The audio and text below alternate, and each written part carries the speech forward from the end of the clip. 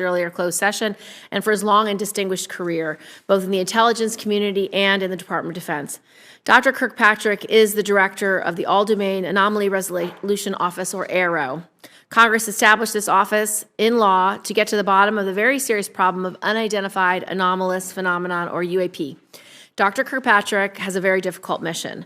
While we have made progress, there remains a stigma attached to these phenomenon. There is a vast and complex citizen engagement, and there's also very challenging scientific and technical hurdles. So we appreciate the willingness of Dr. Kirkpatrick to lean in on this issue and the work that he has accomplished thus far, and we look forward to both his opening statement and his presentation of examples of the work ARROW has done.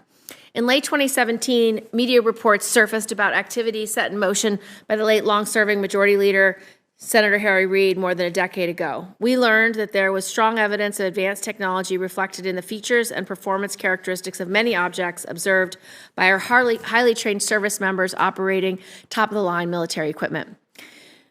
We learned that for the past 8 years, military pilots frequently encountered unknown objects in controlled airspace off both the east and west coasts across the continental United States in test and training areas and ranges. We don't know where they come from, who made them, or how they operate. As former Deputy Secretary of Defense David Norquist observed, had any of these objects had the label "Made in China," there would be an uproar in the government and media. There would be no stone unturned and no effort spared to find out what we were dealing with. We can look at the recent incursion of the unidentified PRC high-altitude balloon as an example. But because of the UFO stigma, the response has been irresponsibly anemic and slow. Congress established ARROW. We made it clear that we expect vigorous action. We added very substantial initial funding for the office, but despite our best efforts, the President's budget for fiscal years 23 and 24 requested only enough funding to defray the operating expenses of ARROW. It included almost no funds to sustain the critical research and development necessary to support a serious investigation. It took a letter to Secretary Austin from Senator Rubio and me and 14 other senators to get the office temporary relief for the current fiscal year. In this hearing, I intend to probe a series of specific issues. In the recent incidents where multiple objects were shot down over North America, it seemed that Pentagon leadership did not turn to ARROW office to play a leading role in advising the combatant commander. We need to know whether this will continue. We need to know whether the leadership in DoD will bring ARROW into the decision-making process in a visible way, and we need to know what role ARROW will play in interagency coordination after the NSC working group disbands. In the fiscal year 2023 National Defense and Intelligence Authorization Acts, Congress established a direct reporting chain from the ARROW Director to the Deputy Secretary of Defense. The role of the Office of the Undersecretary of Defense for Intelligence and Security is limited to providing administrative support. We need to know how this direction is being implemented.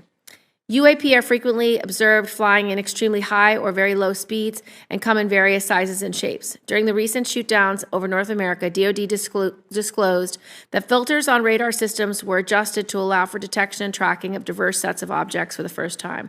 While opening the aperture can overload the real-time analytic process, we cannot keep turning a blind eye to surveillance data that is critical to detecting and tracking UAP.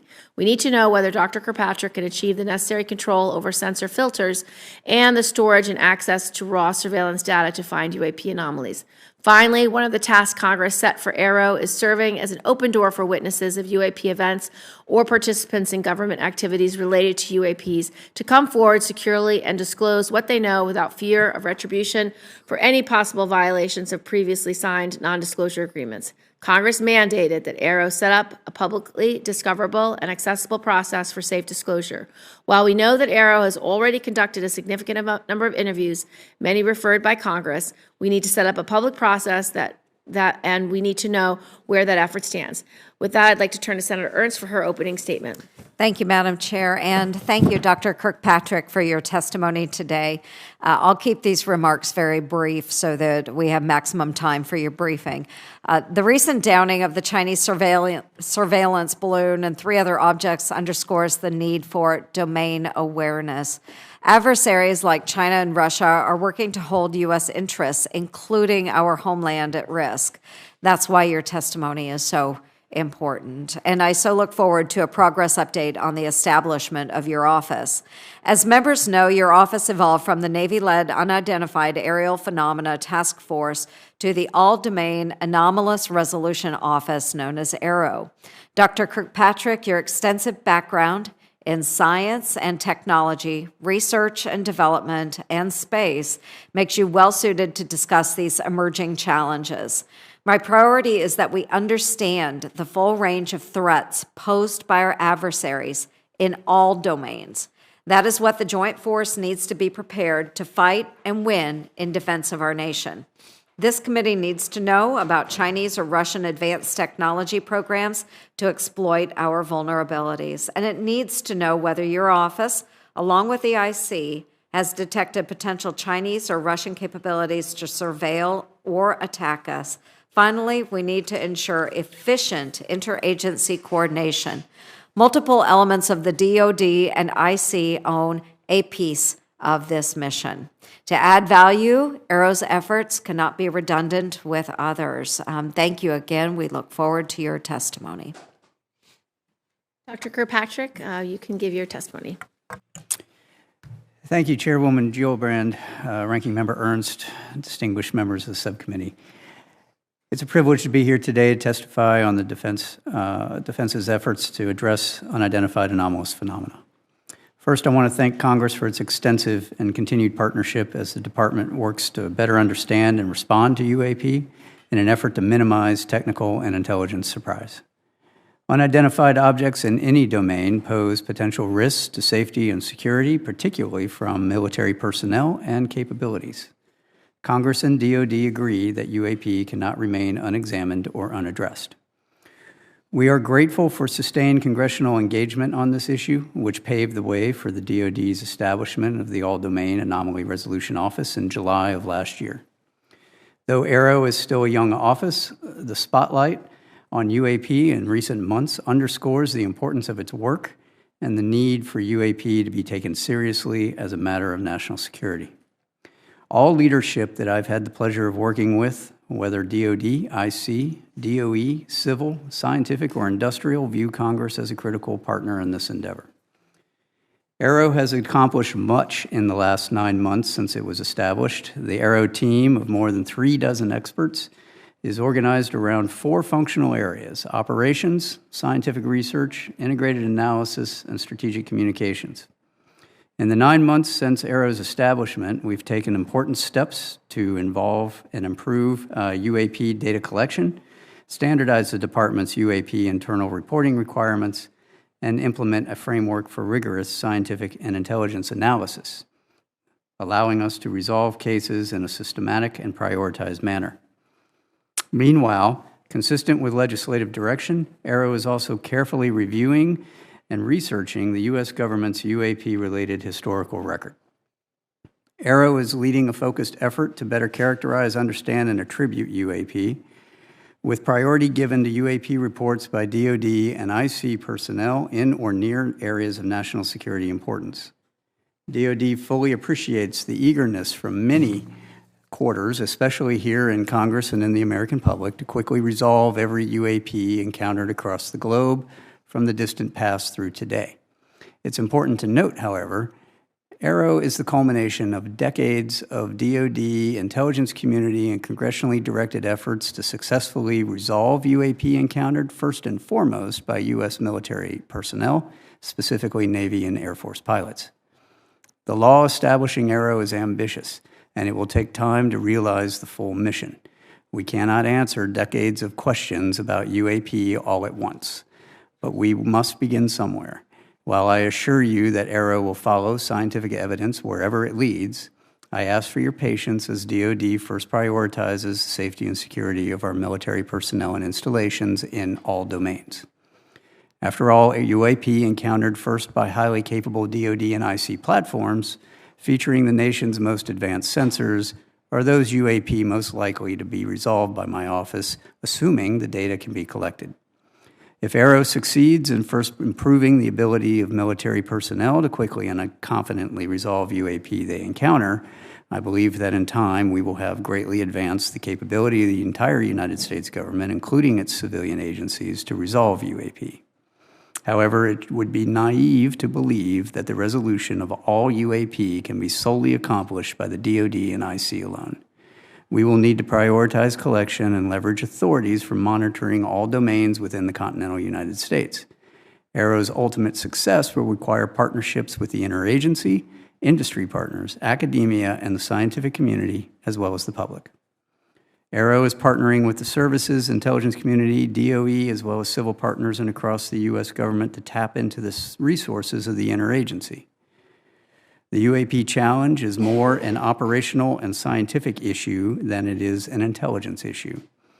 As such, we are working with industry, academia, and the scientific community, which bring their own resources, ideas, and expertise to this challenging problem set. Robust collaboration and peer review across a broad range of partners will promote greater objectivity and transparency in the study of UAP. I want to underscore today that only a very small percentage of UAP reports display signatures that could reasonably be described as anomalous. The majority of unidentified objects reported to Arrow demonstrate mundane characteristics of balloons, unmanned aerial systems, clutter, natural phenomena, or other readily explainable sources. While a large number of cases in our holdings remain technically unresolved, this is primarily due to a lack of data associated with those cases. Without sufficient data, we are unable to reach defendable conclusions that meet the high scientific standards we set for resolution, and I will not close a case that I cannot defend the conclusions of. I recognize that this answer is unsatisfying to those who in good faith assume that what they see with their eyes, with their cameras, and with their radars is incontrovertible evidence of extraordinary characteristics and performance. Yet time and again, with sufficient scientific quality data, it is fact that UAP often, but not always, resolve into readily explainable sources. Humans are subject to deception and illusions, sensors to unexpected responses and malfunctions, and in some cases, intentional interference. Getting to the handful of cases that pass this level of scrutiny is the mission of Arrow. That is not to say that UAP, once resolved, are no longer of national security interest, however. On the contrary, learning that a UAP isn't of exotic origin, but is instead just a quadcopter or balloon, leads to the question of who is operating that quadcopter and to what purpose. The answers to those questions will inform potential national security or law enforcement responses. Arrow is a member of the department's support to the administration's Tiger Team effort to deal with stratospheric objects such as the PRC high-altitude balloon. When previously unknown objects are successfully identified, it is Arrow's role to quickly and efficiently hand off such readily explainable objects to the intelligence, law enforcement, or operational safety communities for further analysis and appropriate action. In other words, Arrow's mission is to turn UAP into SEP, somebody else's problem. The U.S. government, the DoD and the IC in particular, has tremendous capabilities to deal with those encountered objects. In the wake of the PRC HAB event, the interagency is working to better integrate and share information to address identifiable stratospheric objects, but that is not Arrow's lane. Meanwhile, for the few cases in all domains, space, air, and sea, that do demonstrate potentially anomalous characteristics, Arrow exists to help the DoD, IC, and interagency resolve those anomalous cases. In doing so, Arrow is approaching these cases with the highest level of objectivity and analytic rigor.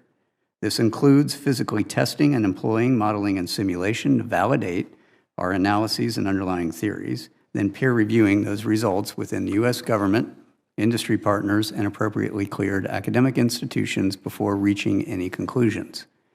I should also state clearly for the record that in our research, Arrow has found no credible evidence thus far of extraterrestrial activity, off-world technology, or objects that defy the known laws of physics. In the event sufficient scientific data were ever obtained that a UAP encountered can only be explained by extraterrestrial origin, we are committed to working with our interagency partners at NASA to appropriately inform U.S. government's leadership of its findings. For those few cases that have leaked to the public previously and subsequently commented on by the U.S. government, I encourage those who hold alternative theories or views to submit your research to credible peer-reviewed scientific journals. Arrow is working very hard to do the same. That is how science works, not by blog or social media. We know that there is tremendous public interest in UAP and a desire for answers from Arrow. By its very nature, the UAP challenge has for decades lent itself to mystery, sensationalism, and even conspiracy. For that reason, Arrow remains committed to transparency, accountability, and to sharing as much with the American public as we can, consistent with our obligation to protect not only intelligence sources and methods, but U.S. and allied capabilities. However, Arrow's work will take time if we are committed to do it right. It means adhering to the scientific method and the highest standards of research integrity. It means being methodical and scrupulous. It means withholding judgment in favor of evidence. It means following the data where it leads, wherever it leads. It means establishing scientific peer-reviewed theoretical underpinnings of observed data. And Arrow is committed to all of those standards. I'm proud of Arrow's progress over the last 9 months. Much remains to be done, but the hard work is underway. Thank you for your continued support. And before we turn to questions, I'm going to walk you through some of our analytical trends in a couple of cases that we've prepared. So one of the things that Arrow does is high integrity analysis, as I've said. This chart represents the trend analysis of all the cases in Arrow's holdings, right, to date. What you'll see on the left is a histogram of all of our reported sightings as a function of altitude. So most of our sightings occur in the 15 to 25,000 foot range, and that is ultimately because that's where a lot of our aircraft are. On the far right upper corner, you'll see a breakout of the morphologies of all of the UAP that are reported. Over half, about 52% of what's been reported to us, are round orb spheres. The rest of those break out into all kinds of different other shapes. The gray box is essentially there's no data on what its shape is. Either it wasn't reported or the sensor did not collect it. The bottom map is a heat map of all reporting areas across the globe that we have available to us. What you'll notice is that there is a heavy, what we call collection bias, both in altitude and in geographic location. That's where all of our sensors exist. That's where our training ranges are, that's where our operational ranges are, that's where all of our platforms are. In the middle, what we have done is reduce the most typically reported UAP characteristics to these fields, mostly round, mostly 1 to 4 meters, white, silver, translucent, metallic, 10,000 to 30,000 feet, with apparent velocities from stationary to Mach 2. No thermal exhausts usually detected. We get intermittent radar returns, we get intermittent radio returns, and we get intermittent thermal signatures. That's what we're looking for and trying to understand what that is. Next slide. So I'm going to walk you through 2 cases that we've declassified recently. This first one is an MQ-9 in the Middle East, observing that blow up, which is an apparent spherical object via EO sensors. Those are not IR.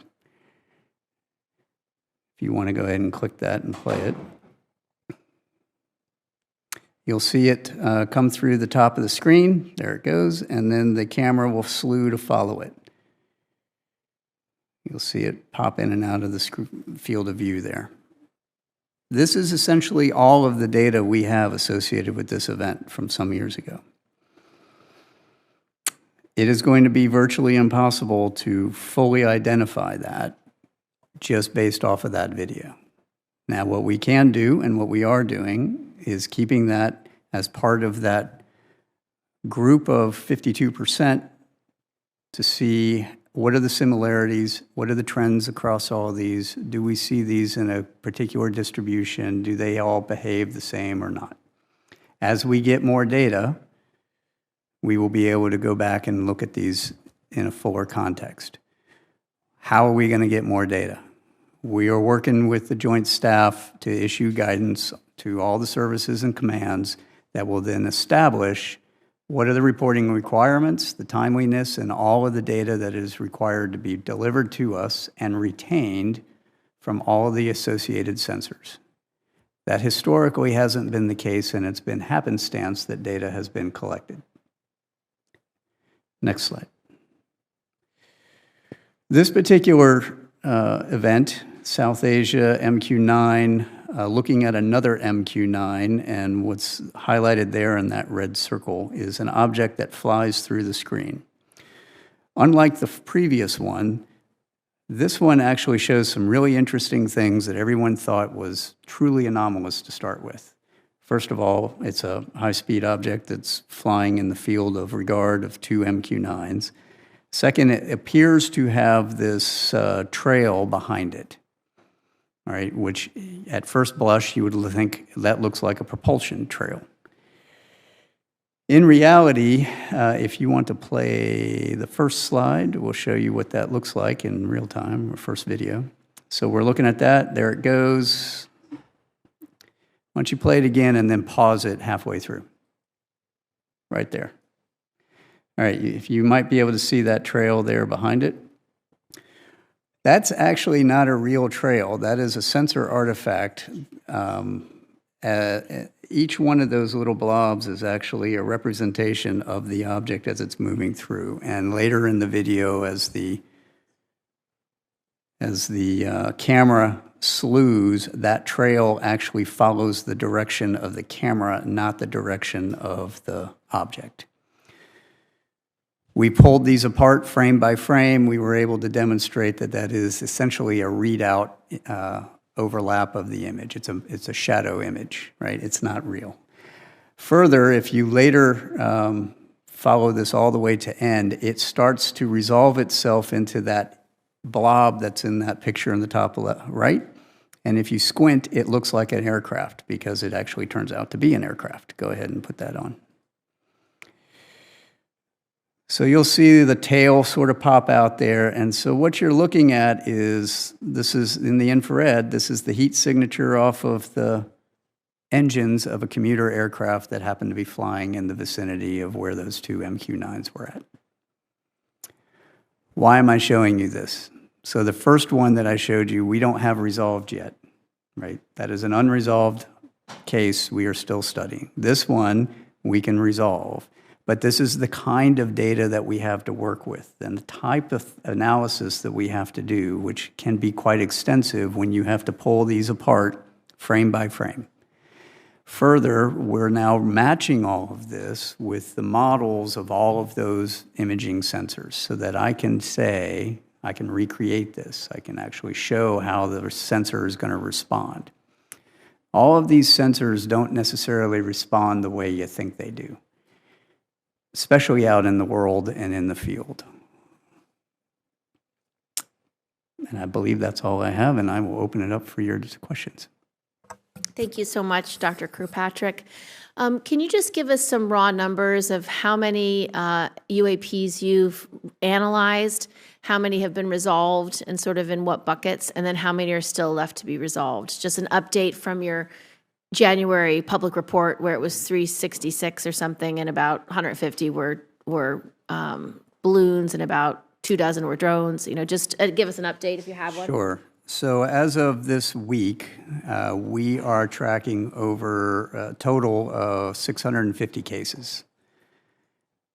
Now, the report in January basically said about half of the ones at that time, about 150, were likely balloon-like or something like that. Mm-hmm. That doesn't mean they're resolved. Oh, I see. Okay, so what? Let me walk everyone through what our analytic process looks like.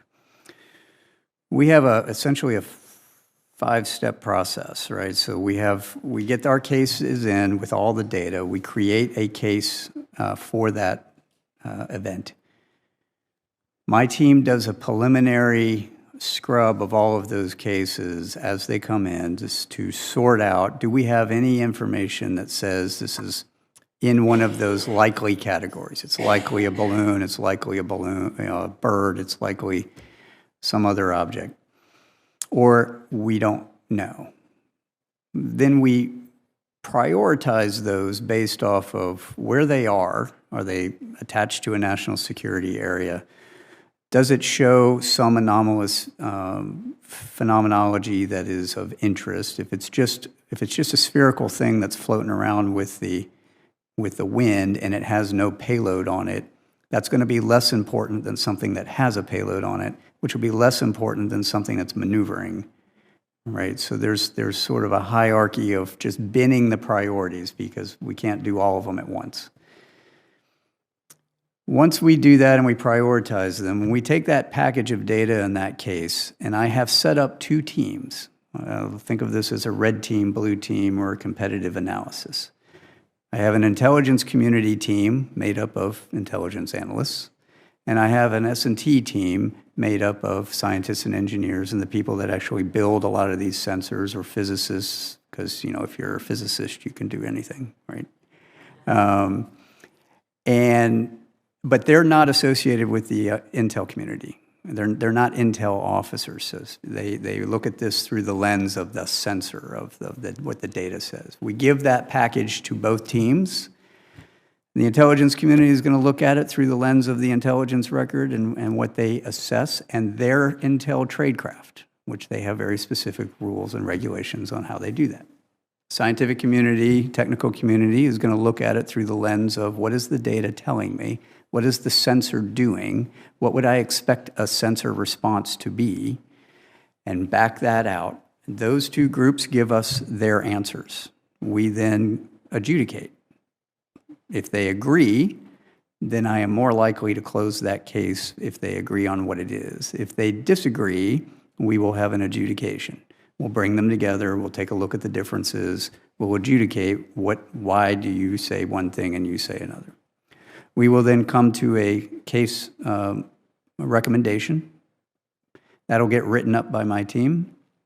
That then goes to a senior technical advisory group, which is outside of all of those people, made up of senior technical folks and intel analysts and operators from retired out of the community. And they essentially peer review what that case recommendation is. They write their recommendations. That comes back to me. I review it. We make a determination, and I'll sign off one way or the other. And then that will go out as the case determination. Once we have an approved web portal to hang the unclassified stuff, we will downgrade and declassify things and put it out there. In the meantime, we're putting a lot of these on our classified web portal, where we can then collaborate with the rest of the community so they can see what's going on. That's, in a nutshell, that is the process, right? So because of that, that takes time. So of those over 650, we've prioritized about half of them to be of anomalous, interesting value. And now we have to go through those and go, how much do I have actual data for? Because if all I have is a operator report that says, I saw X, Y, or Z, my assessment is A, B, or C, that's not really sufficient. That's a good place to start, but I have to have data. I have to have radar data, I have to have EO data, I have to have thermal data, I have to have overhead data, and we need to look at all that. Now, from a big picture perspective, I still have, that's all still very valuable data. And we're looking at applying a lot of things, new tools, analytic tools like natural language processing. So I can go across all of those reports and look for commonalities. How many of them are being described as round spherical objects that are maneuvering? How many of them are not maneuvering? How many of them seem to have a plume to it or note? That's also going to be very valuable to give us more of a global picture and a trends analysis of what are we seeing, right? And help us get to the determination. So go back to your question, ma'am. We have this next quarterly report will be coming out here pretty soon. Our next annual report, you all have given us moved it up to June, July. We're going to be having that done about that time frame, and we'll be combining a whole number of reports into that one. I think we're currently sitting at around, if I remember correctly, we're around 20 to 30-ish are about halfway through that analytic process. A handful of them have made it all the way out to the other side, gone through peer review. We've got case closure reports done and signed. We're going to get faster as we get more people on board and we get more of the community tools to automate some of the analysis that has to be done. Yeah, thank you, Madam Chair. And Dr. Kirkpatrick, the OD&I annual threat assessment states that China's space activities are designed to erode U.S. influence across military, technological, economic, and diplomatic spheres. Likewise, Russia will remain a key space competitor. In the course of your work, have you become aware of any Chinese or Russia technical advancements to surveil or attack U.S. interests? So that's a great question. Part of what we have to do as we go through these, especially the ones that show signatures of advanced technical capabilities, is determine if there's a foreign nexus. Mm-hmm. That's really hard if what we observe doesn't have a Chinese or Russian flag on the side of it. Now, I think it is prudent to say of the cases that are showing some sort of advanced technical signature, of which we're talking single percentages of the entire population of cases we have. I am concerned about what that nexus is, and I have indicators that some are related to foreign capabilities. We have to investigate that with our IC partners, and as we get evidence to support that, that gets then handed off to the appropriate IC agency to investigate. Again, it becomes an SEP at that point. Yeah, somebody else's problem. Right. Very good. Thank you. Yes. Is it possible that the Chinese or Russian advanced technologies could be causing some of these anomalous behaviors? And you said there seems to be some indicators. So just for us today, could you describe potential threat that might exist out there if they are foreign nexus? In order to do this research appropriately, we have to also be cognizant of what is the state of the art in development across the S&T community. What are the DARPAs of the world doing? What's the horizon scanning of emerging technologies appropriate to this subcommittee? What is happening out there? And if somebody could accelerate that capability, how would that manifest itself and what would it look like? And do those signatures match what we're seeing? Mm-hmm. There are emerging capabilities out there that in many instances, Russia and China, well, China in particular, are on par or ahead of us in some areas. Right. So previously, I used to be the Defense Department's intelligence officer for science and technical intelligence. That was our job, was to look for what does all that look like. And then, my last several years, of course, in Space Command doing space. The adversary is not waiting. They are advancing, and they're advancing quickly. If I were to put on some of my old hats, I would tell you they are less risk-averse at technical advancement than we are. Mm. Right? They are just willing to try things and see if it works. Are there capabilities that could be employed against us in both an ISR and a weapons fashion? Absolutely. Do I have evidence that they're doing it in these cases? No, but I have concerning indicators.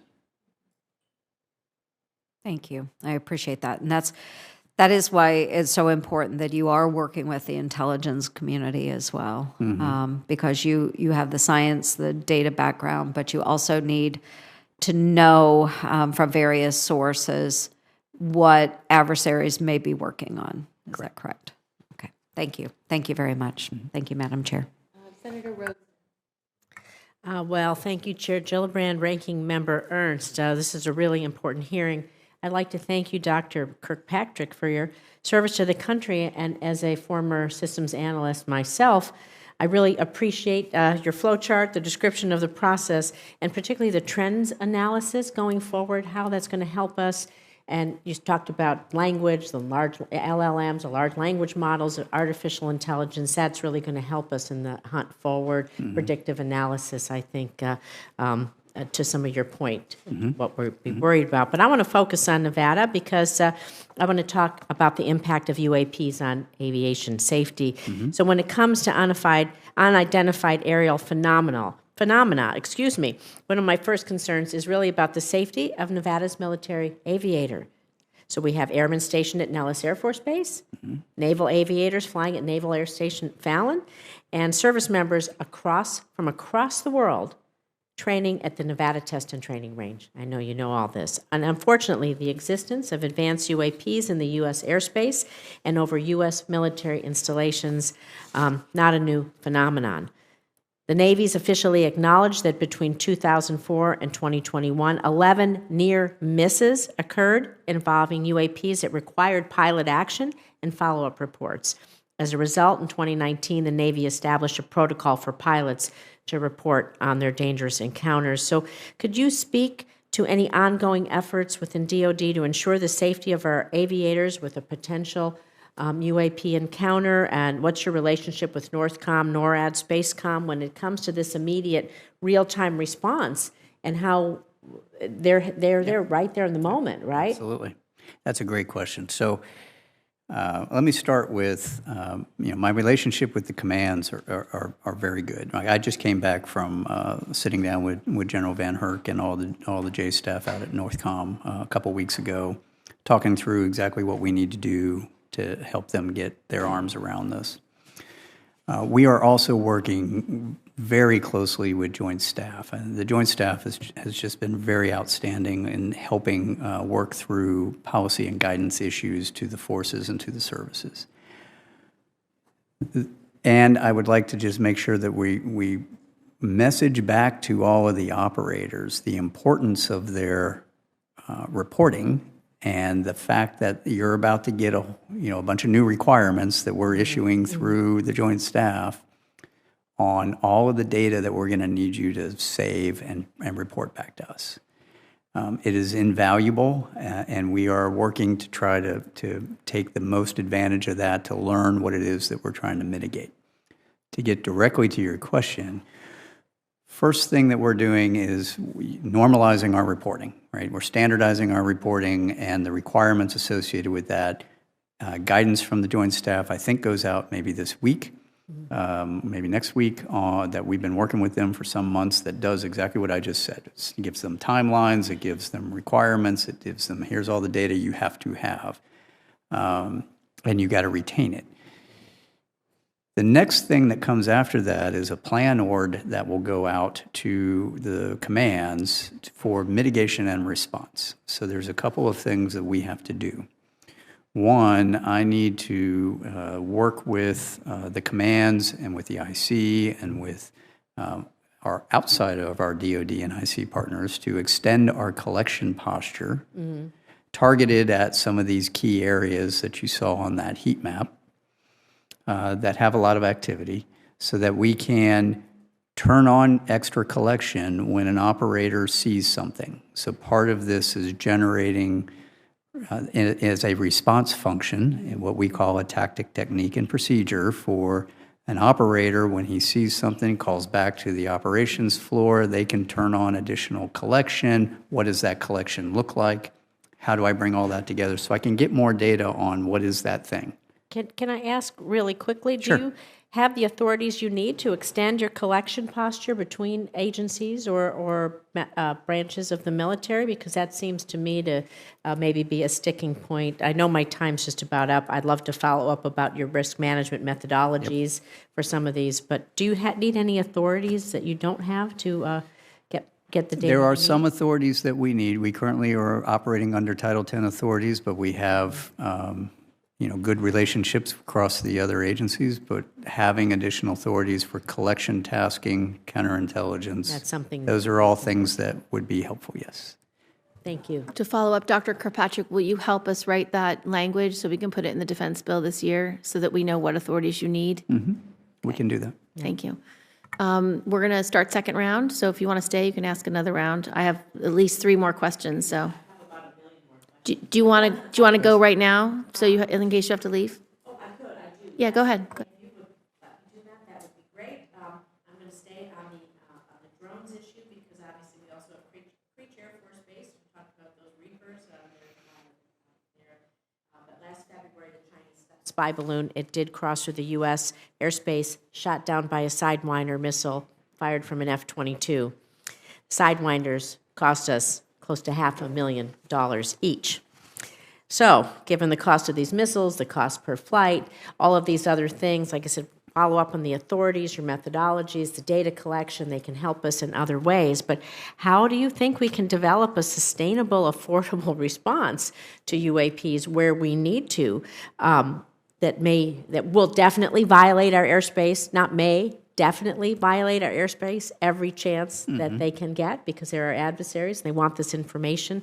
So what do you think some cost-effective measures might be that we can get what we need out of that or take them down, whatever's appropriate, whatever the appropriate measure is, let's put it that So way. that is actually wrapped into the plan org that we're working with Joint Staff to send out. What do the commands need from both a capabilities perspective for kinetic and non-kinetic engagements? What are the response functions of the particular wings or Navy, what have you? And then what authorities do they need? Right. So one of the challenges that we've seen is there's an authorities issues with the owners, operators of those ranges that they need to work through, and we're working that with Joint Staff and OSD. So big picture, we need to do all that. If you want to get down to the specifics there are non-kinetic options to engage pretty much everything, right? Whether it's electronic warfare, whether it's laser technology. That's where this data, That's having right. the good data collection, predictive Correct. analytics, you can make some assumptions on possibilities. That's right. And we will inform recommendations back to the department on here's what could work, here's what we've seen work, here's what doesn't work. Right. Thank you so much. Thank you, Madam Chair. Appreciate it. Thank you very much. I just wanted to talk a little bit about your logistics, who you report to, how that's going, whether you need different reporting lines. By congressional legislation, your office is administratively located with the Office of the Undersecretary of Defense for Intelligence and Security, but you're not substantively subordinate to the Undersecretary. Rather, you are a direct report to the Deputy Secretary. Are you taking direction directly from the Deputy Secretary? Are you able to meet and brief the Deputy Secretary? Is the Office of USD INS working with you to have the right framework? So USD INS, I currently report to USD INS until they come up with the plan for how they're going to implement legislation. DOD and DNI are working through that now. I'd have to refer you back to USD INS on what their plan is.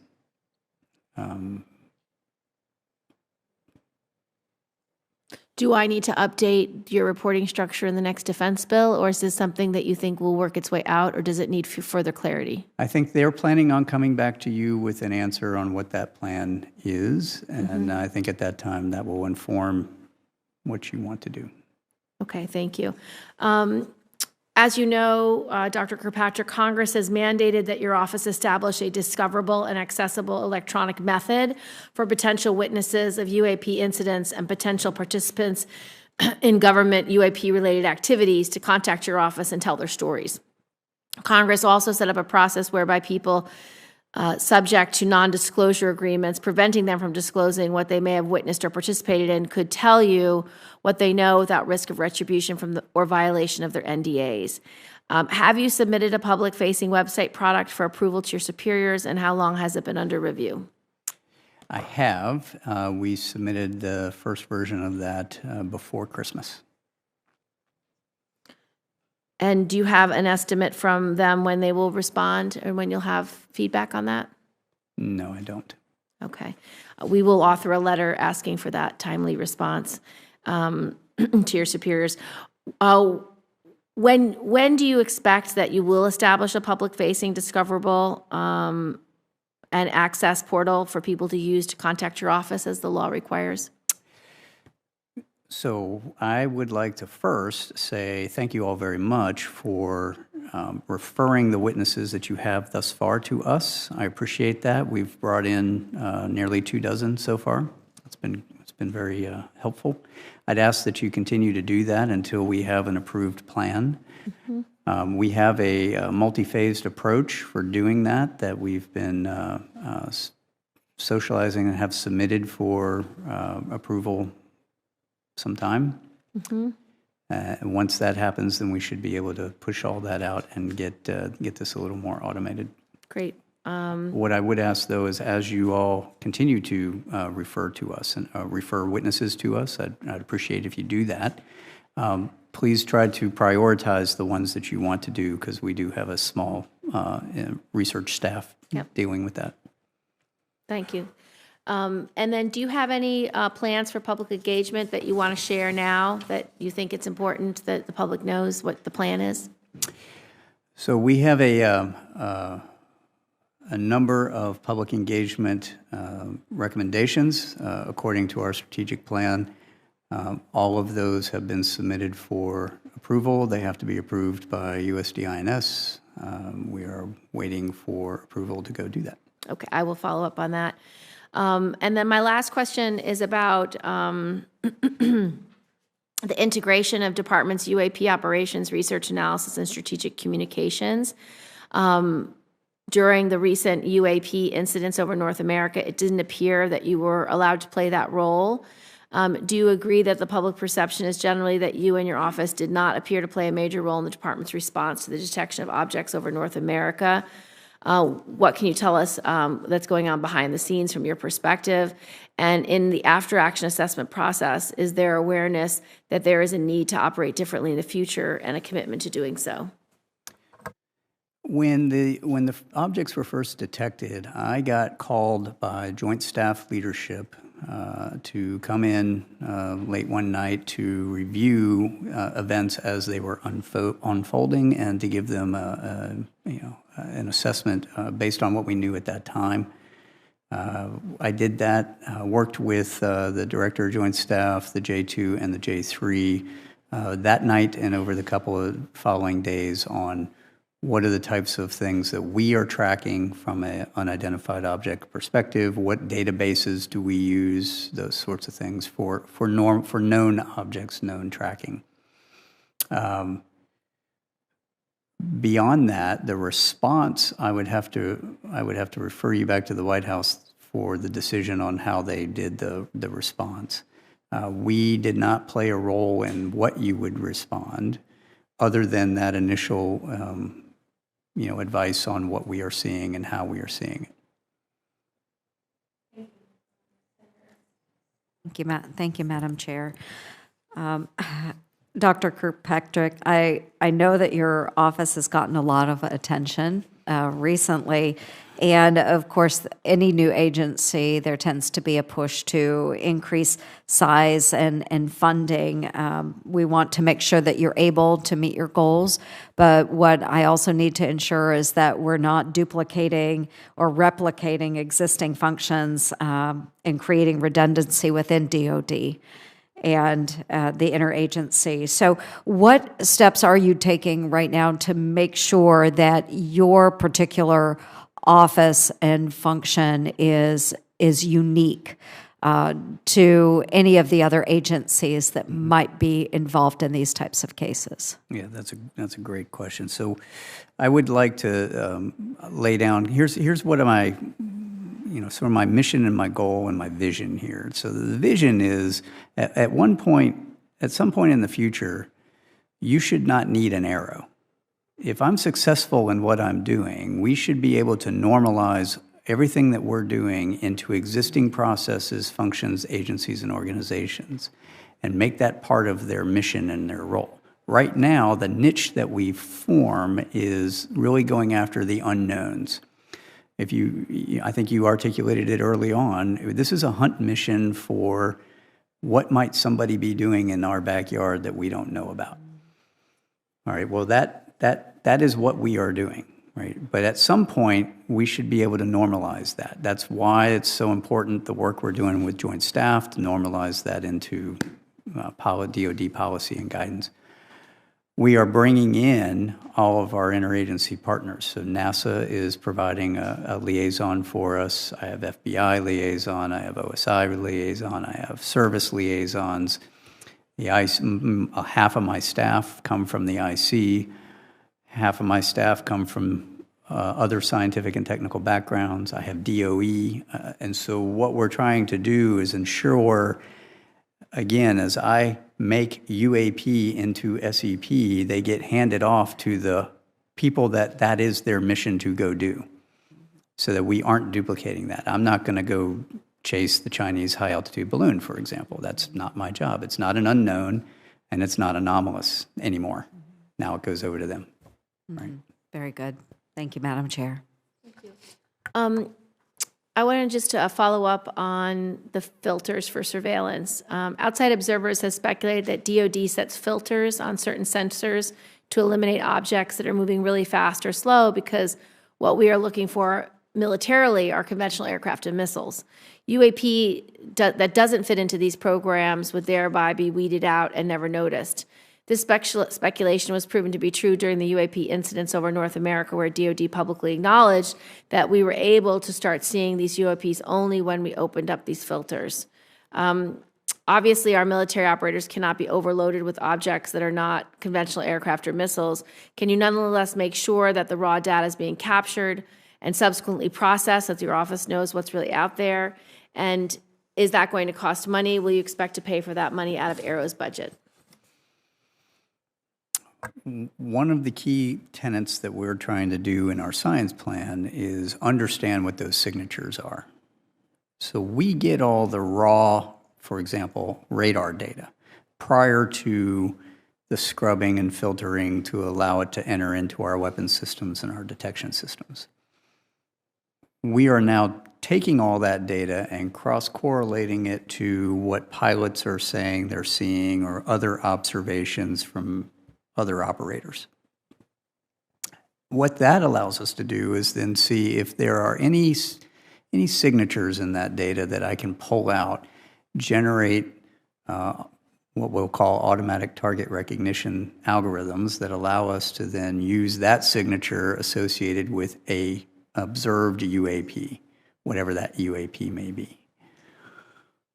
We will then make those recommendations of what those changes should be back to the department. So the Deputy Secretary had asked me last October to make those recommendations. What changes do we need to make to radars, to platforms, to detection systems and algorithms, to pull on those algorithms and make those changes? That's going to take some time. That's where the research and development comes in, right? It's not instantaneous. Right now, a lot of the, I won't say, a lot of the things that fall outside of the ranges of those filters have been identified by people in the loop, and you can't have people in the loop all the time. It's just not cost effective. So part of our budget is working through what does that look like, and then making those recommendations back to the big program offices for them to put into changes in acquisition. My last question is about the academic community. Can you give us an update on sort of how you collaborate with the academic community and whether how the independent study being done by NASA complements Arrow's work? Sure. Two questions, so I'm going to try to make it quick. In 1979, Carl Sagan said, extraordinary claims require extraordinary evidence. I would go one step further, and I would say extraordinary claims require not only extraordinary evidence, but extraordinary science. And so how do you do that? You do that with the scientific method, right? And so as Arrow is developing and implementing its science plan, it has to do so grounded in a solid foundation of scientific theory across the entire range of hypotheses that have been presented for what UAP are. That range spans adversary breakthrough technology on one hand, known objects and phenomena in the middle, all the way to the extreme theories of extraterrestrials. All of that has physics-based signatures associated with it, whether it's theoretical from the academic community, known from things like hypersonic weapons, or adversary breakthrough technologies, as we've talked about before, or the known objects that we have to go measure. The idea is across that entire range, you have to come up with peer-reviewed scientific basis for all of it. The academic community plays a very big role on the one end of the spectrum, the intelligence community on the other end of the spectrum, and then measurement in the middle. Once I have those signatures identified in validated, peer-reviewed documents, then I have something to point to for all that data. Because all that data is going to match one of those signatures, right? And then I can go, well, it's that and not that, or it's that. And that helps us go through all that. Where NASA comes in and the study that they're doing, which I'm supporting, is really looking at the unclassified data sources that might be used to augment our classified data sources to understand if there's a signature there we can pull on. So very similar to the radars, but civil capabilities. So for example, we have a lot of climate science satellites, for example, that look at Earth. Lots of them. How many of those is the data valuable in seeing these kinds of objects? The challenge in that is those platforms don't necessarily have the resolution you need. So if you remember the slide I put up there with the trends, the size of the objects we're looking for are typically reported to be 1 to 4 meters. Well, the resolution of many of the climate science civil satellites is much larger than that, which means you'd have a hard time picking out something that's smaller than a pixel on the imagery on the data.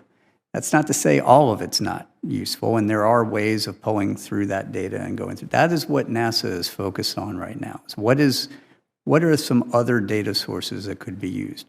In addition, things like open source and crowdsourcing of data. We're exploring public-private partnerships, ma'am, as you know, we've talked about in the past, to look at, is there a way to smartly crowdsource additional data that might be useful to augment some of my classified sources? And what does that look like? And how would we do it so that we're not overwhelmed by, everybody who wants to take a picture of everything? Is there anything else you'd like to tell the committee before we close? Or do you have another round? Yeah. Do you have anything else you'd like to tell the committee before we close? Thank you very much for allowing us to come and share a little bit of insight into what Arrow is up to and what we're doing. I hope to be able to share a whole lot more in the future. We have a lot of work to do, so if you don't hear from me outside, it's because we've got a lot of work to do. Well, thank you so much, Dr. Kirkpatrick. Thank you for the hearing. Thank you.